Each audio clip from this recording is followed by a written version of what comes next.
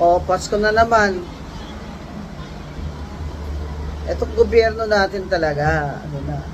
Lahat na lang ng kapalpakan nyo, pinapasa nyo sa taong bayan eh. 500 pesos na Noche Buena para sa 4 na tao. Nakaka-insulto na kayo ah. Imbis na itaas nyo yung sahod, ibaba nyo presyo ng mga pagkain, hindi nyo naman mababa kasi smuggling kayo ng smuggling dyan ng agricultural products, pati bigas.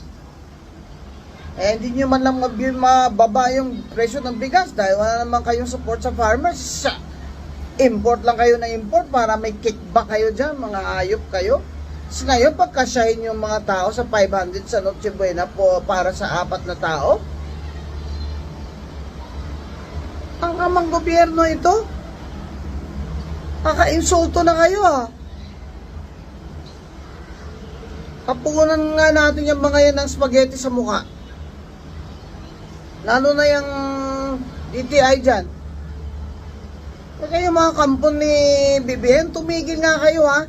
Tumigil kayo ng kaka-depensa yan sa kanya. Bangag yan.